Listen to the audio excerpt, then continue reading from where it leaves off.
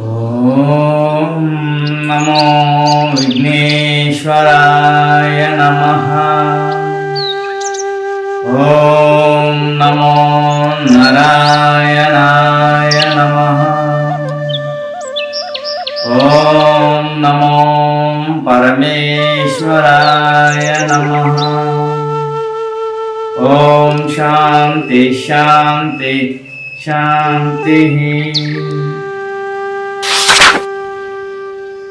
నమస్తే.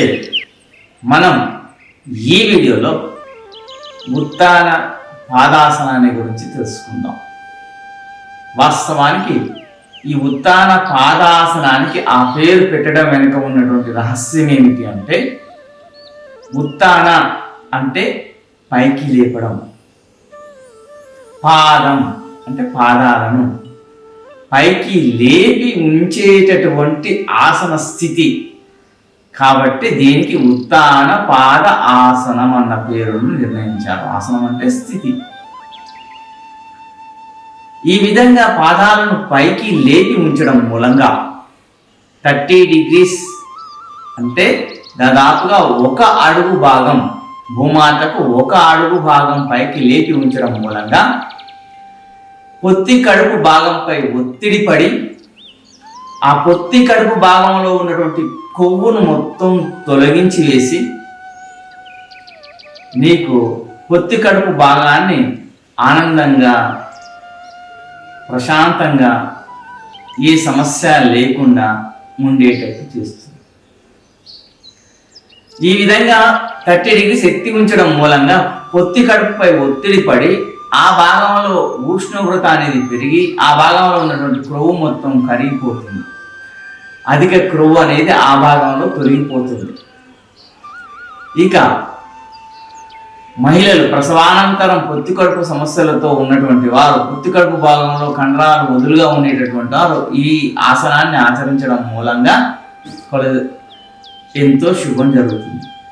అంతేకాకుండా గ్యాస్ సమస్యకు, మలబద్ధక సమస్యకు, పైల్స్ సమస్యకు, అర్షమూలాల సమస్యకు, హృదయ రోగానికి సంబంధించిన సమస్యలకు, పాదాలలో రక్త ప్రసరణ సరిగ్గా లేకపోవడం అనేటటువంటి సమస్యలకు, నడుము నొప్పికి ఎంతో ఉపయోగపడుతుంది ఏకపాద ఉత్తాన పాదాసనం. నడుము నొప్పి సమస్య ఉన్నవారు ఏకపాద ఉత్తాసనాన్ని ఆచరించడం మూలంగా వారి యొక్క నడుము నొప్పి అనేది సరైపోతుంది. వెన్ను సమస్యలకు కూడా ఎంతో చక్కటి పరిష్కారాన్ని చూపిస్తుంది. ఎన్నో అద్భుతమైనటువంటి ప్రయోజనాలు ఉన్నటువంటి ఈ ఉత్తాన పాదాసనాన్ని ఆచరించండి.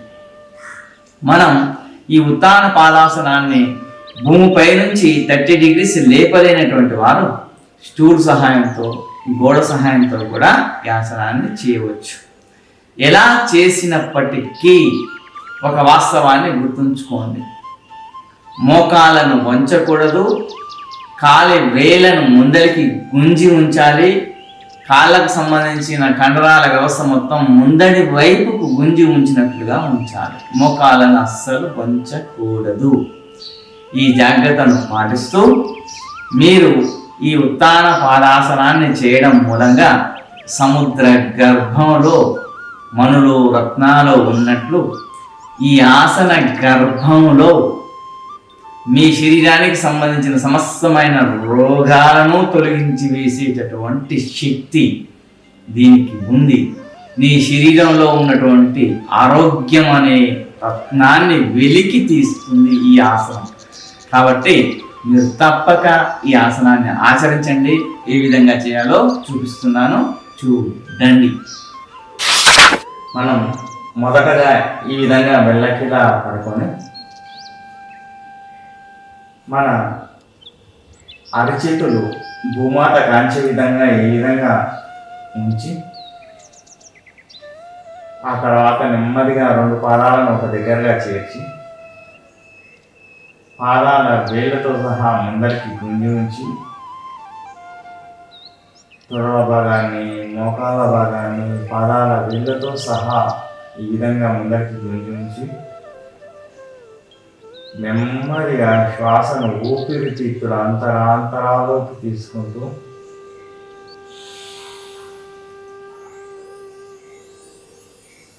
కుడి పాదాన్ని 30 డిగ్రీస్ వరకు అంటే 1 అడుగు వరకు ఈ విధంగా లేపి ఉంచి ఆ తర్వాత కింద ఉన్నటువంటి పాదాన్ని కూడా వేళ్ళతో సహా గుంజి ఉంచాలి.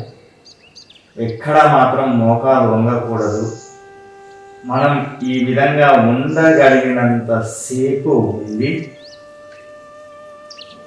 శ్వాసను మనం ఊపిరితిత్తుల అంతరాంతరాల్లో ఉంచి ఈ ఆసన స్థితిలో ఉండడమే ఉత్తమం. ఎందుచేతనంటే ప్రాణాయామాలలో కుంభక ప్రాణాయామమే ఉత్తమమైనది కాబట్టి ఈ విధంగా ఉండగలిగినంతసేపు స్టిఫ్గా ఉండి ఆ తర్వాత మనం నెమ్మదిగా శ్వాసను వదిలివేస్తూ పాదాన్ని యథాస్థితిలోకి తెచ్చివేయాలి. ఆ తర్వాత ఇదే విధంగా మనం రెండవ పాదంతో చేయవలసి ఉంటుంది. ఒక విషయాన్ని మీరు ఎప్పుడూ గమనించండి, ఆసన స్థితిలో ఉన్నప్పుడు శ్వాసను కుంభకంలో ఉంచలేని వారు ఆసన స్థితిలోకి వచ్చిన తర్వాత సాధారణ స్థితిలో శ్వాసను ఉంచండి.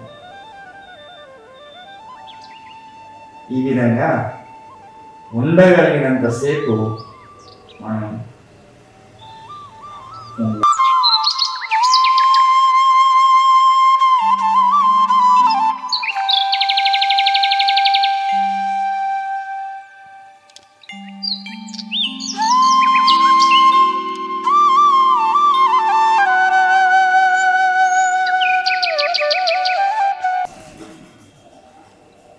ఇదే విధంగా మనం 3 నుంచి 5 సార్ల వరకు ప్రతినిత్యం ఆచరిస్తూ ఉండడం మూలంగా ప్రధానంగా మనకు నడుము నొప్పి సమస్య ఉన్నవారు ఈ ఏకపాద ఉత్తాన పాదాసనాన్ని ఆచరిస్తూ ఉండడం మూలంగా నడుము భాగం వెన్ను భాగం సరైపోతుంది. ఇక పొత్తి కడుపులో ఉన్నటువంటి సమస్యలన్నీ తొలగిపోతాయి. ఈ విధంగా లేపి ఉంచడం మూలంగా పొత్తి కడుపు భాగంపై ఒత్తిడి పడి ఆ భాగంలో ఉష్ణోగ్రత పెరిగి ఆ భాగంలో ఉన్నటువంటి కోపం మొత్తం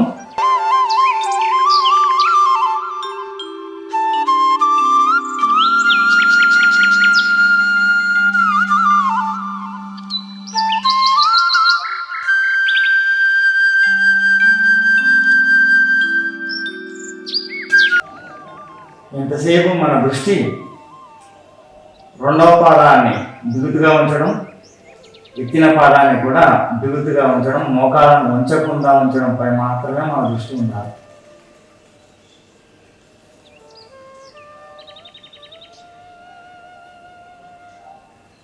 ఈ విధంగా ఆసనాన్ని 3 నుంచి 5 సార్ల వరకు చేసిన తర్వాత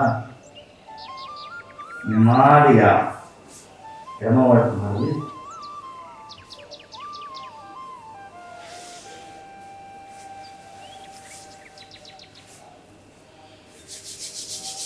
రెండో చేతులను బాధ్యత చేస్తూ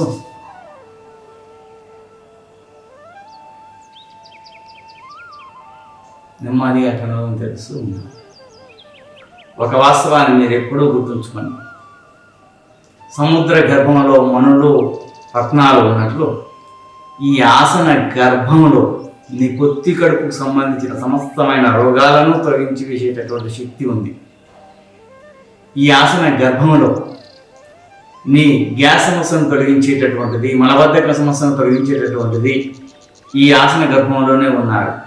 వీటన్నిటినీ మనం తొలగించుకొని మన ఆరోగ్యాన్ని మనం వెతుక్కోవాలి అంటే ఈ ఆసనాన్ని మీరు ఆచరించండి. సర్వే జన సుఖినోపమం. అదేవిధంగా ఈ ఆసనాన్ని పాదాన్ని ఎత్తలేని వారు ఏ విధంగా చేయాలి అనే దానిని నేను ఇప్పుడు చూపిస్తున్నాను, చూడండి.